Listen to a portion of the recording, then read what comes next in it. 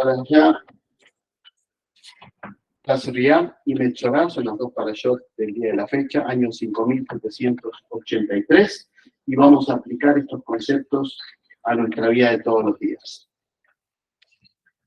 Básicamente, lo primero que va a hablar la parashá es la situación con la cual se encuentra la mujer cuando tiene el nacimiento de su bebé.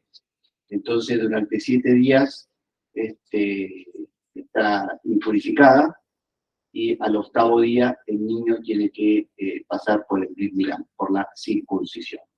Después de eso, queda 14 días más impurificada y en total, si hacemos todas las cuentas, van a ser 40 días.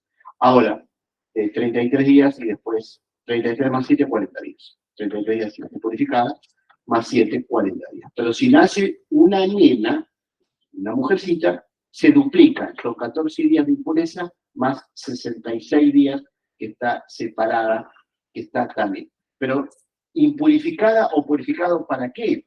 Para ser parte de los servicios en el templo o en el tabernáculo. No que la persona estaba impura en su alma, sino para los servicios. No podía hacer ningún tipo de servicio. ¿Por qué se estableció esto? Hay muchas explicaciones.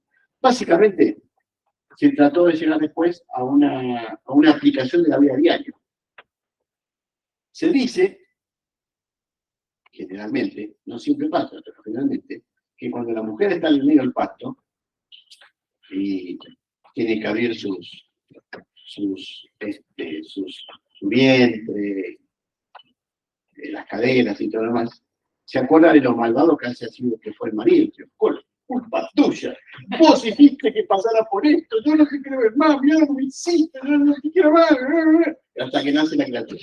Cuando nace la criatura, la mujer ya está feliz, ya se olvida de todo lo que dijo. Entonces, claro, en el medio del parto hay el cuerpo pierde sangre, ¿no? Entonces, ahí está la impureza, ¿sí? Y el marido es un desgraciado. La embarazó y el tipo se borró, y se borró en el sentido que nosotros los varones no llevamos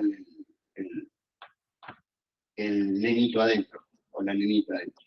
Entonces, que a su vez para la mujer es como un premio a su existencia como mujer, trae vida al mundo. Eso es positivo. El asunto difícil es el momento del parto, por los dolores que produce, las inseguridades y todo lo demás. Entonces, Dios le pide, interesante, Dios le pide a la mujer, pero Dios no le pide nada al varón. O sea, el varón no tiene que hacer nada. La mujer es la que tiene que tener el niño, darlo a luz y después alimentarlo y cuidarlo y criarlo. Son todas obligaciones femeninas. Aunque hoy en día, como hay esos matrimonios entre hombres y entre mujeres, qué sé yo, esto, es como que esto quedó para la historia. La humanidad va cambiando tan rápido, todo va cambiando tan rápido, que estos conceptos parece que están fuera de tiempo y espacio. Parece. Bueno, terminado esto, inmediatamente terminado esto, y no es porque sí, aparece la idea de Tzarat. Tzarat es lo que muy mal se traduce como lepra, no es lepra. No es una enfermedad que se produce por contacto con otros cuerpos. Tzarat es una mancha que aparece en la piel y en donde, si la mancha se vuelve blanca y aparecen 2 pelos blancos y después se va transformando con los días, pasa la piel y llega a la carne viva del organismo, entonces el sacerdote, que es a donde va la persona con la mancha, lo declara también como impuro. Y el proceso es 7 días, después más otros 7 días, y después separar los 40 días, y si el cuerpo se sigue manchando, la persona queda afuera de el pueblo de Israel tiene que ir afuera de las ciudades, queda solo y tiene que estar ahí hasta que la mancha desaparezca. No había medicina para que la mancha desaparezca. No era que ibas al médico y te daban un antibiótico y con eso te curabas. No existía esta posibilidad.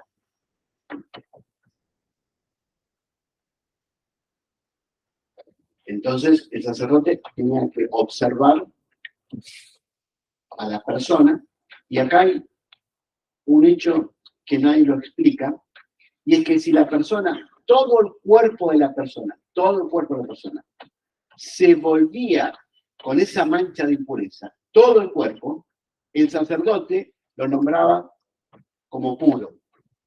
Entonces, es insólito. Si la mancha creció tanto que ocupó todo el cuerpo, tendría que estar más impuro que antes. Sin embargo, el sacerdote tenía que nombrarlo como que la persona estaba pura. Nosotros interpretamos esto que es una imagen de lo que iba a pasar en el tiempo futuro. El Mesías tuvo que ser impuro para llegar a ser Mesías. Yeshua fue impuro, fue muerto por los romanos, en una muerte romana, fuera de Jerusalén. Isaías 53, 3 y 4 nos habla de que él cargó las impurezas de nosotros. Sobre su llaga, él llevó nuestros errores. Su llaga se interpreta que es Metzorá, que era el leproso. Por eso en el Talmud se escribe que el Mesías va a ser denominado como un leproso. Y entonces, bueno, al ser impurificado por el mismo templo, por la gente que estaba a cargo en ese momento, quedó todo impuro, y al ser todo impuro, pasa a ser puro. ¿Qué significa? Significa que lo bueno no es tan bueno y que lo malo no es tan malo. Y que muchas cosas que nos parecen malas en realidad pueden llegar a ser buenas. Y hablando de eso, voy a citar algo que hablé ayer a la noche, en la mesa de Shabbat, a la que Darío no asistió. Para que todos sepan, Darío no asistió. Le echó la culpa a su trabajo. La verdad es la verdad. Que siga con su trabajo, porque si no, Darío se le va a dificultar. Así que, pero que no te hagan trabajar bien. Bueno, sigamos con eso. Resulta que un general de los arameos, Naamán, se impurificó. Tenía Metzorá. Tzará, para hacer un Metzorá. Y entonces le dijeron, se los hago muy corto, le dijeron que vaya a Israel, que ahí se va a curar. Entonces le manda una carta y unos regalos al rey del Reino del Norte de Israel, y el rey del Reino del Norte dice, ¿pero qué te pensás que soy yo, que te voy a estar curando? Yo no puedo hacer esto, vos querés tener una guerra conmigo, qué sé yo, qué sé cuánto. Bien, entonces se tiró Elisha, el profeta, y el profeta Elisha le dice al rey, ¿pero qué hiciste? ¿Cómo vas a hacer semejante cosa? Decirle que venga para mí. Bueno, Naamán va a verlo a Elisha, va a la casa de Elisha, va con todos sus séquitos, con toda su preparación, y le dice, hacé tevilá, sumergite 7 veces en el río Yardén, en el Jordán, y te vas a curar. Y entonces, Naamán le dije, pero vos te pensás que yo me vengo de tan lejos, con toda esta gente, te traje regalos, pero para eso me lo hubieran mandado a decir, me sumerjo en los ríos grandes que tenemos en nuestra tierra, qué sé yo, no sé cuánto. Si no se metió, era cabeza dura, duro. Entonces la gente que estaba con él dice, pero escuchá, no te cuesta nada. Por ahí te curás, y si no te curás, bueno, pero estamos acá, vinimos hasta acá, no trajiste, de repente, se metió 7 veces y se curó. Se curó de la lepra. Lo interesante de esto es que Elías no era sacerdote, y es Dios el que cura la mancha en el cuerpo. No es ningún hombre. El hombre lo que hace es decir, ¿está puro o está impuro? ¿Se curó o no se curó? Pero en este caso, sumergirse en las aguas implicaba la intervención de Dios a través del profeta para que Naamán quede puro. Entonces, Naamán se puso contento, se imaginan ustedes, es como que a Darío le hayan aumentado el sueldo, entonces se puso contento. ¿O no, Darío? Perfecto. Bien. Tiene que poner más ofrendas y se aumenta el sueldo. Cuidadito, Cuidadito, que para mí no. 80% de la luz. Claro. Bueno, chiste.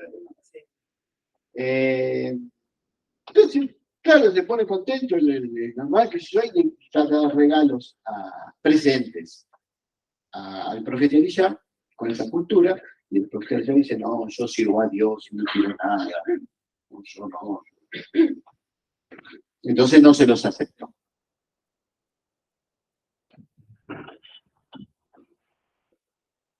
Interesante que Naamán venía de otro territorio, que era un general importante, y venía con todos sus séquitos, y con regalos, y con dinero, y con esto, y con el otro.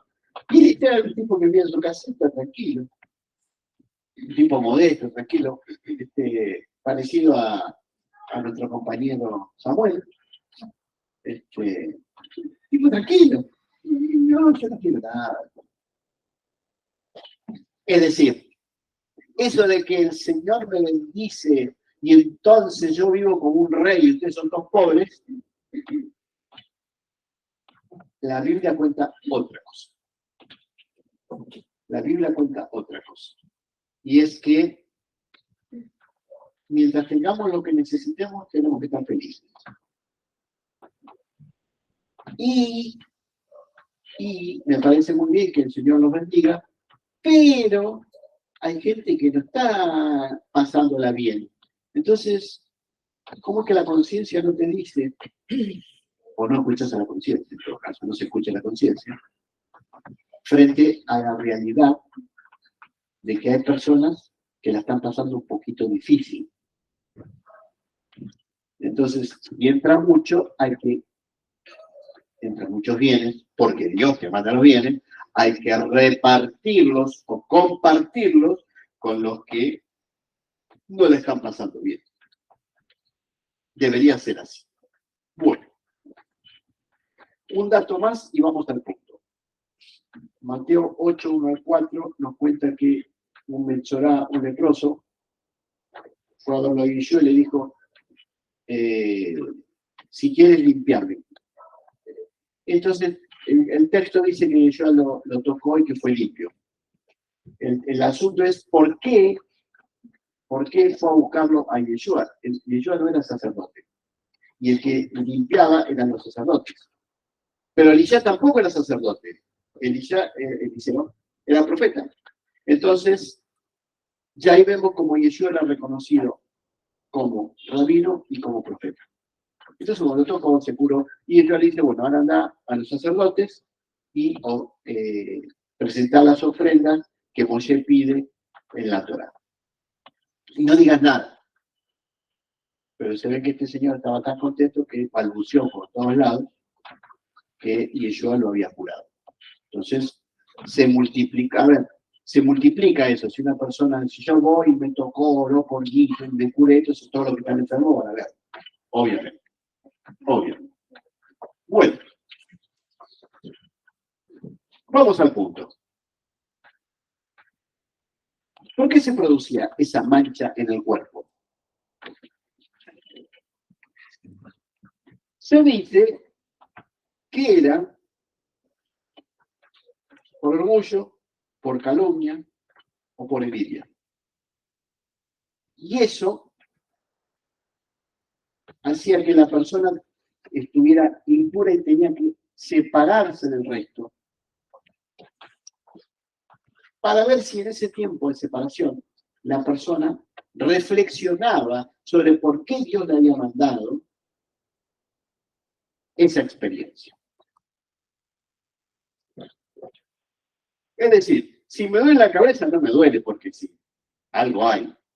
No dormí bien, no comí bien, tengo otro problema, tengo esto. Algo hay. No es porque sí. Y lo interesante es que al reconocer la persona por qué Dios le había mandado esa experiencia, la mancha desaparece. Entonces la persona, entre comillas, se cura. Es decir, su alma entra en equilibrio una vez más y entonces el alma cura su propio cuerpo. Para que el alma cure su propio cuerpo, el alma tiene que estar en sintonía con la alegría. Bueno, si es orgullo, se espera que la persona vea las situaciones con humildad. Si habló calumnia, se espera que la persona hable con la verdad. Si es que está envidioso de otro, tiene que aprobar, se espera que la persona apruebe que el otro esté bien, sea feliz, que las cosas le vayan bien. Y no esté encima de las situaciones para criticar porque él no tiene lo que el otro tiene. Que se ve mucho eso.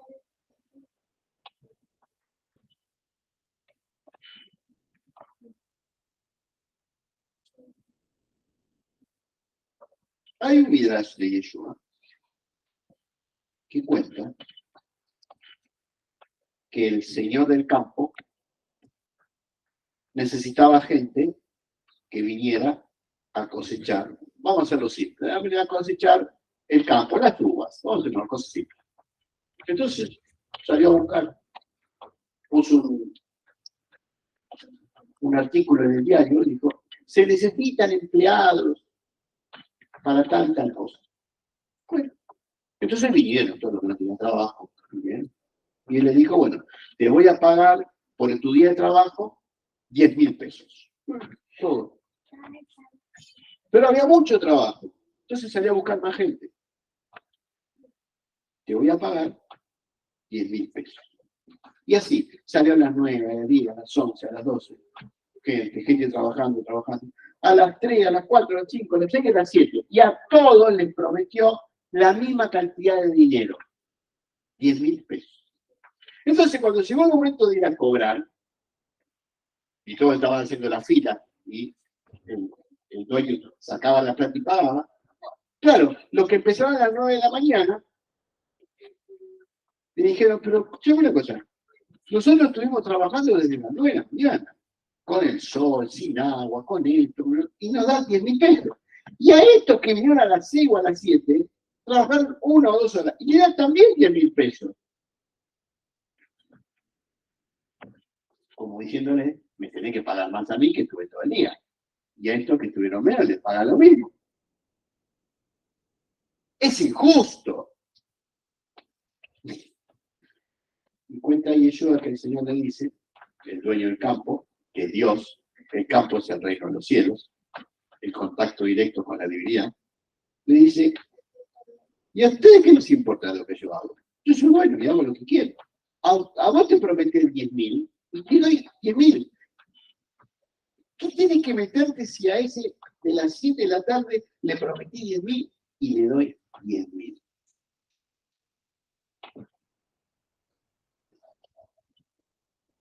¿Qué significa esto? Que lo podamos ver en la actualidad.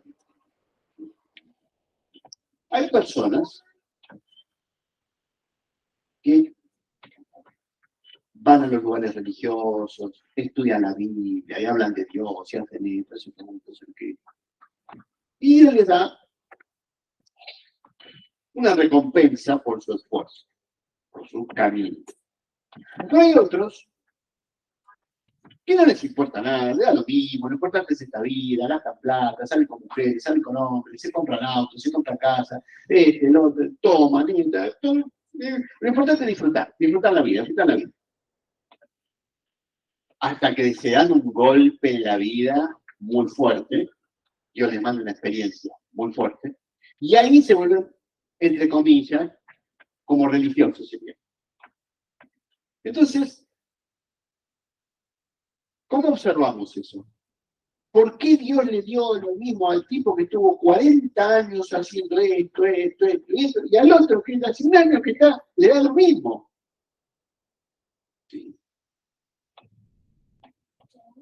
Porque cada uno tiene su trayectoria para llegar al punto de encuentro con Dios. Estamos creídos, y ahora me meto en un espacio complejo, estamos creídos que la cantidad de tiempo y de esfuerzo que le ponemos a las prácticas espirituales, inevitablemente nos van a llevar a comprender más sobre la vida. Y en parte es cierto, pero en parte no. Porque podemos tener muchas prácticas espirituales, pero pueden llegar a ser costumbres externas y no costumbres del alma. ¿Qué hay que hacer? ¿Qué no hay que hacer? Hago esto y el otro.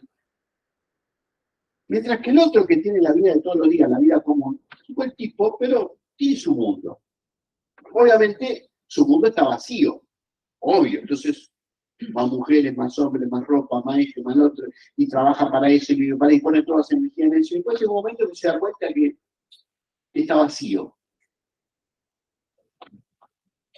Uno necesitó 40 años, por así decirlo, para llegar a darse cuenta de que tiene que ser más interior, y el otro necesitó vivir 40 años alejado de la espiritualidad para darse cuenta que la mejor inversión de esta vida es desarrollar el alma.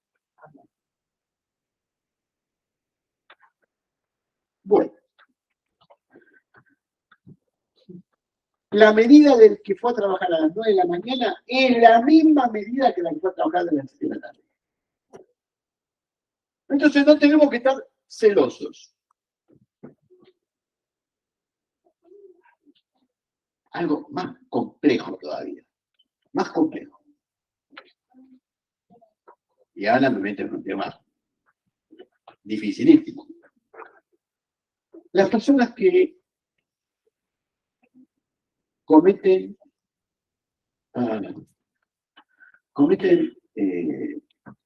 asesinatos, robos, no importa nada de nadie, que no tienen valores. Entonces cuando llega el momento que lo meten preso y va a quedar fuera de la vida. Entonces, piden la Biblia, piden hablar con un religioso, qué sé yo, y piden perdón. Entonces, ¿cuál es la postura de la mayoría de todos nosotros? No, ese no se lo merece. Mirá si Dios lo va a perdonar. Esa es nuestra mirada. Mirá si Dios lo va a perdonar. Y ahí hay tenemos que tener en cuenta dos cosas. Todo lo que hiciste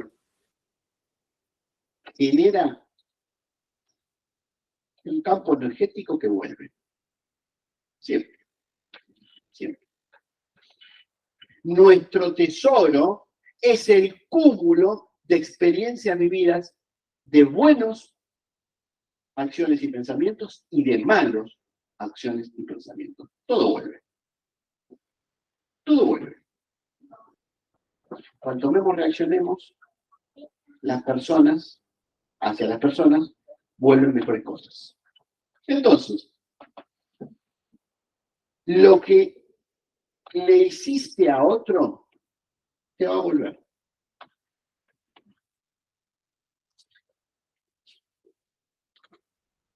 Pero Dios también nos perdona. ¿Qué es que nos perdona?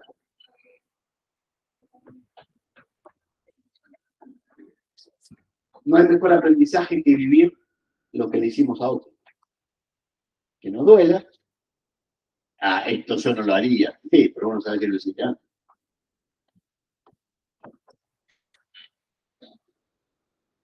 Bueno, ¿y cómo podemos mejorar todo esto? Porque cada uno tiene su propia vida, sus propias experiencias. Y cada criatura que nace, cada alma que viene a este mundo, viene con un plan de vida. No nacemos en cualquier lugar, en cualquier familia, en cualquier época. Venimos, está todo muy establecido. Por ejemplo, Einstein decía que él no creía en Dios, porque todo es números, matemáticas. Pero llegó un momento, Einstein, uno de las personas más inteligentes de la humanidad, llegó un momento, dijo, que vio todo tan perfecto, pero todo tan perfecto, todos los números cerraban, todas las ecuaciones cerraban, que dijo, tiene que haber alguien que organice todo esto. Alguien tuvo que organizar semejante cantidad de cosas tan perfectas en el universo. Y ese es Dios, al cual él no lo podía definir, justamente porque Dios es indefinible. Con las matemáticas podés definir la distancia entre, no sé, el Sol y la Tierra, y qué sé yo, y de cualquier cosa, pero no podés definir a Dios porque está más allá de la materia. Entonces, es muy interesante porque mientras él seguía desarrollándose y dando cosas geniales para la humanidad, el celular que tenemos hoy en día es producto de los inventos, de las leyes que generó Einstein. Terminó en radio, televisor y celular. Una cosa, tipos únicos. Bueno, entonces tenemos una vida bastante calibrada. Venimos a este mundo con un plan para recorrer. Yo entiendo que esto va en contra de la idea del libre albedrío. No, yo, porque si yo, porque si yo, porque si yo. Justamente, esa es la mentira del ego. Podemos verlo de otra manera. Tenemos un plan para vivir, pero tenemos que vivirlo. Tenemos que pasar por esas experiencias. Lo que podemos hacer es aprender de esas experiencias o no aprender de esas experiencias. Ahí tenemos libre albedrío. Hay cosas que nos pasan porque tienen que pasarnos. Y después hay puntos en los cuales Dios nos pone y que tenemos que elegir entre blanco o negro.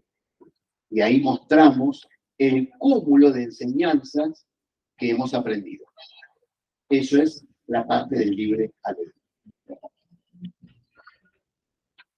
¿Cómo mejorar la medida que nos ha tocado? No es, a ver, una persona nace en una familia con una muy buena posición económica, muy buena, rico. Nace en una buena familia, en una buena casa, viaja, tiene un mundo, tiene una idea del mundo. Los que estamos más abajo tenemos una idea del mundo. Para los que están más arriba, hay otros que son los pobres, los que están abajo en la escala social, son menos, generalmente. Los que estamos más abajo, miramos, si yo tuviera esa casa o tuviera aquel auto. Bueno, ¿cómo mejoramos la medida que nos tocó? ¿Hay formas? Sí, claro que las hay. Tenemos que mirar hacia adentro y reconocer los puntos buenos que tenemos, las fortalezas y las debilidades que tenemos. Tenemos que ser reales con nosotros mismos. Si lo reconocemos y nos apoyamos en las fortalezas que tenemos y las ponemos en práctica, podemos encontrar mejores caminos. Y los mejores caminos nos traen cosas positivas para nosotros. Dinero, relaciones, espiritualidad, etcétera, etcétera, etcétera.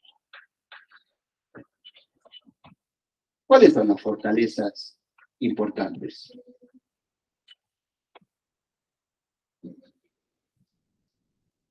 Tratar de ser pasivos, no reaccionar, ser íntegros, comprometernos, decir y hacer.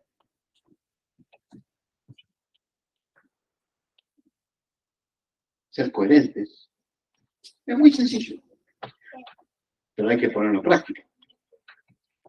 Y las debilidades, yo no soy, yo no puedo, me falta, no tengo.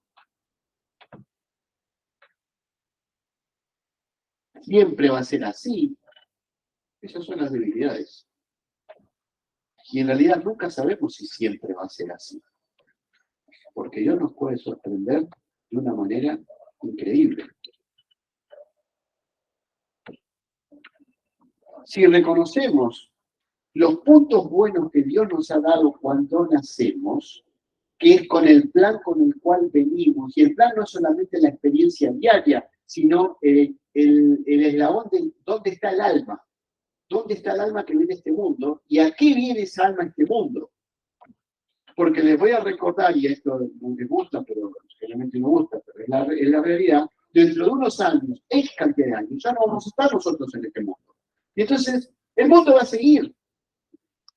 El mundo sigue su historia el mundo. Nuestra historia individual se termina. ¿Qué aprendemos de esa experiencia que estamos teniendo en el cuerpo? ¿Qué es lo que nos vamos a llevar para conectarnos con la divinidad? Las fortalezas sirven para desarrollar un mejor vínculo con la divinidad. Todos tenemos fortalezas. Todos. Hay que apoyarse en eso para lograr mejores estadios. Nada tiene por qué ser eterno. Nací pobre, tengo que ser pobre. No, en absoluto. En absoluto. Reconocer las fortalezas es empezar a limpiarnos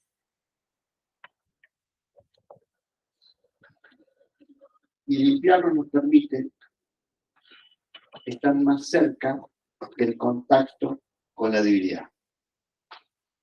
El Mesías, en todo esto que les estoy diciendo, más allá de la historia personal de Yeshua, que lo leemos, que dijo, que curó, que hizo esto, que te dijo, que enseñó, y que esto y que el otro, más allá de todo eso, que lo conocemos solamente porque leemos un libro llamado Biblia, más allá de todo eso, esa es la parte humana, más allá de todo eso, su alma, por eso es el Mesías, es el ungido, su alma es una fuente que nos lleva al contacto con la vida interior y nos ayuda a purificarnos de nuestros errores y de nuestra oscuridad.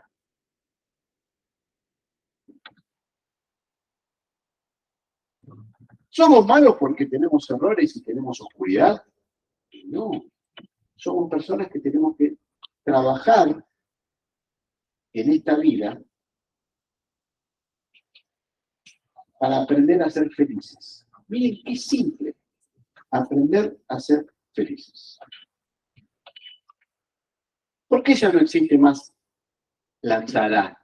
Porque esto existía solamente en la tierra de Israel en esos años. Ahora ya no existe más. Ahora ya no existe más. ¿Por qué? Porque ya no hay templos.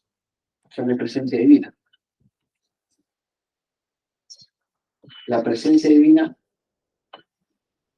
destruido el segundo templo, pasa a estar Betoham, dentro de nosotros, en nuestro interior.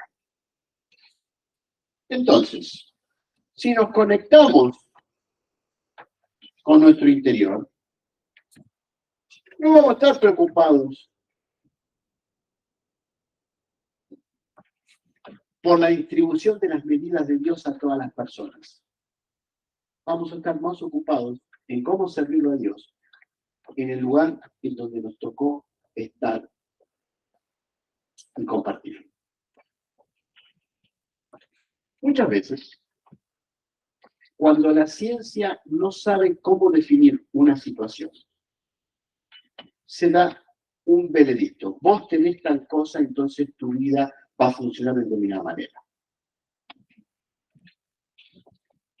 Ahora, si nos apoyamos en las fortalezas que tenemos, resulta que no siempre es así.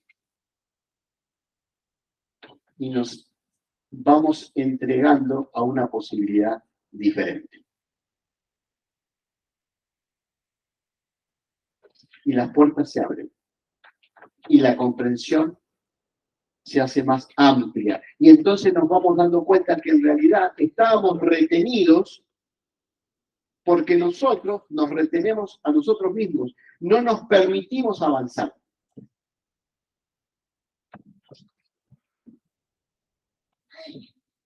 Y la paga de Dios es la misma. Son 10.000 pesos por el día de trabajo. ¿Te diste cuenta a los 20 años? 10.000 pesos. ¿Te diste cuenta a los 50 años? 10.000 pesos. Lo importante es recibir el salario que Dios ha prometido. Y Dios entrega su salario.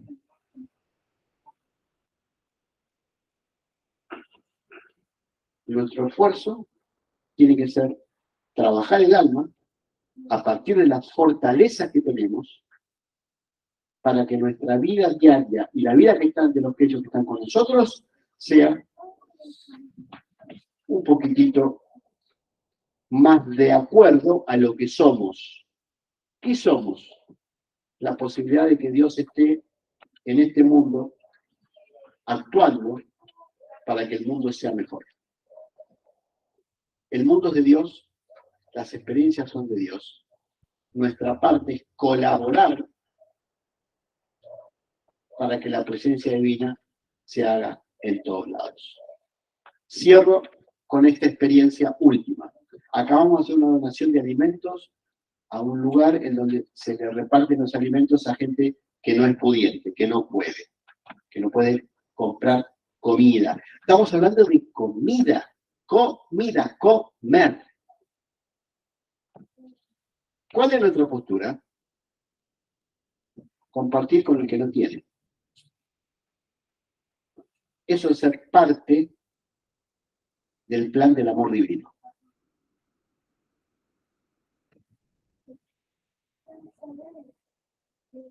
Esa fortaleza de dar al que no tiene es darle a Dios que está sufriendo en un cuerpo que no tiene para alimentarse. Después, si es bueno, si es malo, eso no nos interesa a nosotros. Nosotros tratamos de hacer el bien, la fortaleza. Eso, si lo multiplicamos, como ejemplo, en nuestros familiares, en nuestros amigos, en nuestro trabajo, va a traer la apertura de nuevos caminos. Y entonces, todo aquello que Dios nos mandaría para que reaccionemos, como Sará, no nos va a llegar. No nos va a llegar porque Dios no lo va a mandar. ¿Por qué? Porque estamos haciendo un trabajo interno para el desarrollo de nuestro ser. Y cuando tenemos alguna duda sobre eso, lo tenemos ahí en Yeshua, el Mesías, a quien nos podemos acercar, y él seguramente nos va a estar mostrando el mejor de todos los caminos. Shabbat Shalom para todos.